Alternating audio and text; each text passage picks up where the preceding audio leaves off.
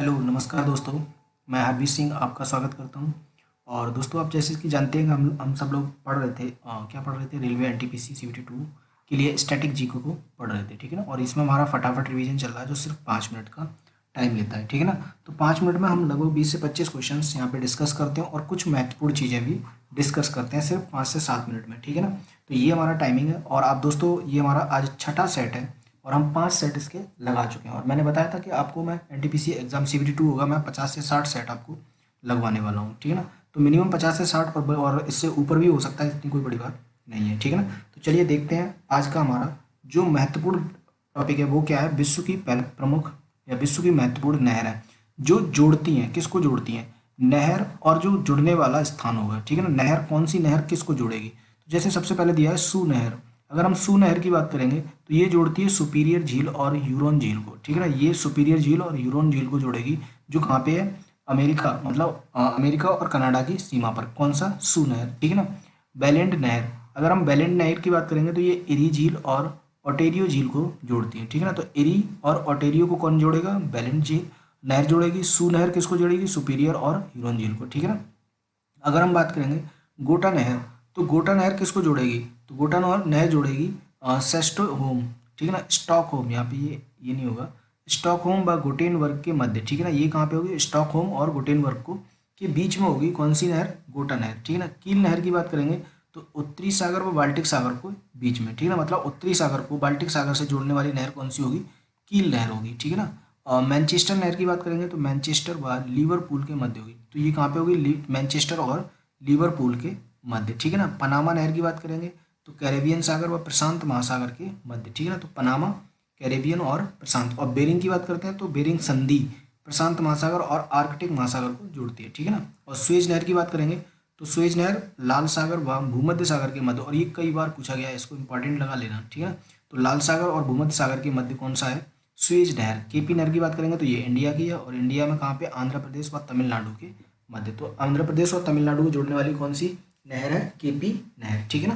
तो ये कुछ महत्वपूर्ण नहरें थी। अब इसके बाद बढ़ते हैं हम अपने क्वेश्चन सीरीज पर, ठीक है ना। तो जैसे आपका पहला क्वेश्चन दिया है, तो विपगत का सिद्धांत किसने तैयार किया था। तो विपगत के सिद्धांत की बात करते हैं दोस्तों, तो आप सब जानते हैं कि General Dyer, Lord Clive, Lord Dalhousie या लॉर्ड हेस्टिंग्स, ठीक है ना। तो जो विपगत का सिद्धांत था वो दिया था लॉर्ड डलहौजी के द्वारा, ठीक है ना। नेक्स्ट क्वेश्चन दिया है, निम्नलिखित रूप में से सामान खरीदना या बेचना नाम से जाना जाता है। तो इलेक्ट्रॉनिक रूप से, ठीक है ना, जो इलेक्ट्रॉनिक रूप से सामान को खरीदना या बेचना क्या कहलाता है, आप सब जानते हैं ई कॉमर्स कहलाता है, ठीक है ना। क्या कहलाता है, ई कॉमर्स।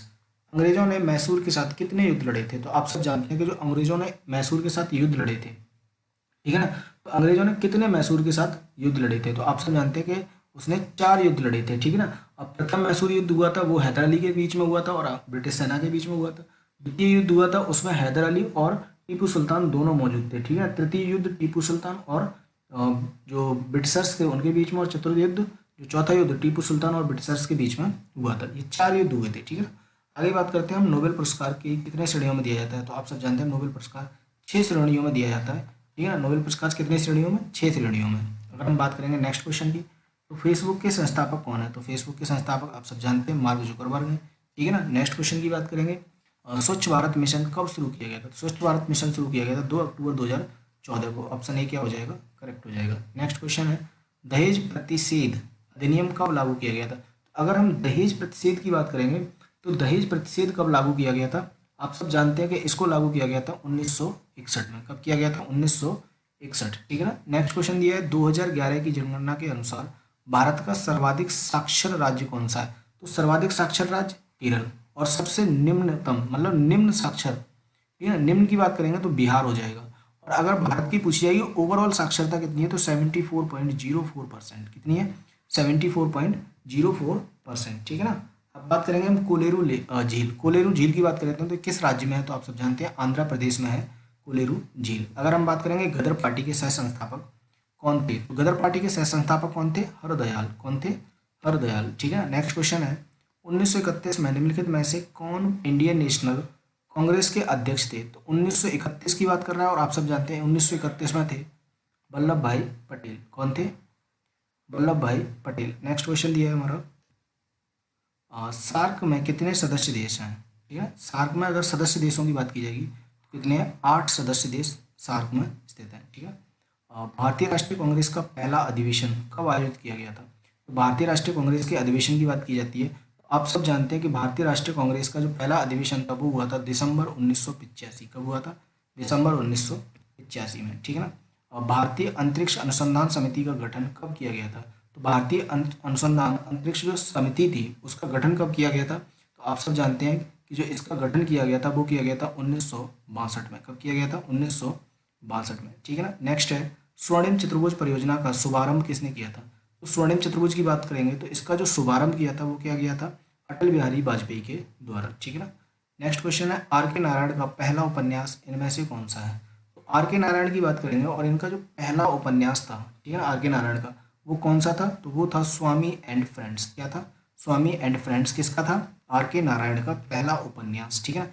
अगला क्वेश्चन दिया है कि निम्न में से भूतपूर्व आंध्र प्रदेश का शास्त्रीय नृत्य कौन सा है? तो अगर हम आंध्र प्रदेश के शास्त्रीय नृत्य की बात करेंगे तो आप सब जानते हैं कि कुचिपुड़ी क्या है, कुचिपुड़ी ये क्या है? आंध्र प्रदेश का शास्त्रीय नृत्य है, ठीक है ना। आगे बात करेंगे राज्यसभा में कितने सदस्य होते हैं? तो आप सब जानते हैं राज्यसभा में 250 सदस्य होते हैं, जिसमें से 12 सदस्य राष्ट्रपति कौन करता है? नियुक्त करता है, ठीक है ना। राष्ट्रपति के द्वारा नॉमिनेट होते हैं, ठीक है ना। आगे क्वेश्चन दिया है भारत के संविधान के किस भाग में भारत के नागरिकों के मौलिक अधिकार मौजूद हैं? तो अगर मौलिक अधिकारों की बात करेंगे तो भाग 3 में मौलिक अधिकार हो जाते हैं, भाग 2 में नागरिकता हो जाती है, ठीक है ना। भाग 4 में बात करेंगे तो यहाँ पे राज्य के नीति निर्देशक तत्व आ जाते हैं और यहाँ पे भाग 1 की बात करेंगे तो संघ राज्य क्षेत्र आ जाता है, ठीक है ना। आगे बात करते हैं सेवा क्षेत्र किसी अर्थव्यवस्था के का एक हिस्सा है। अगर सेवा क्षेत्र की बात करेंगे तो ये किस अर्थव्यवस्था का कौन सा हिस्सा है? द्वितीयक, सार्वजनिक, तृतीयक, प्रथम। तो आप सब जानते हैं तृतीयक जो क्षेत्र है वो किस में आ जाता है? सेवा क्षेत्र में आ जाता है, ठीक है ना।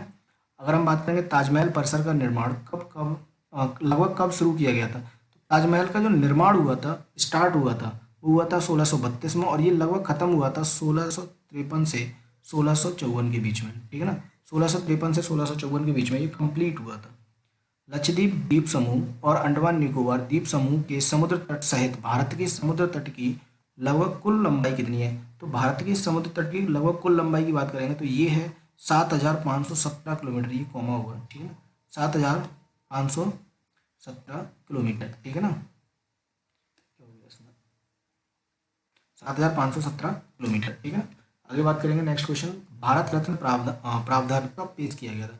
तो भारत रत्न की बात करेंगे, भारत रत्न कब दिया गया था? 1954 में दिया गया था। सबसे पहले किसे दिया गया था? तो आप सब जानते हैं सीवी रमन को दिया गया था, राजगोपालाचारी को दिया गया था, ठीक है ना। और किसको दिया गया था? तो सीवी रमन थे, राजगोपालाचारी थे और सर्वपल्ली राधाकृष्णन थे। कौन थे? सर्वपल्ली राधाकृष्णन। तो ये 3 लोग थे, इनको सबसे पहले 1954 में क्या दिया गया था? भारत रत्न दिया गया था। तो ये दोस्तों हमारा लास्ट क्वेश्चन था। इसी के साथ दोस्तों अगर वीडियो पसंद आया हो तो लाइक कर दें, शेयर कर दें और चैनल अभी तक सब्सक्राइब नहीं किया तो चैनल को सब्सक्राइब कर लें, ठीक है ना। इसी के साथ मैं चलता हूँ। जय हिंद, जय भारत। मिलते हैं नेक्स्ट वीडियो में। Thank you, have a nice day.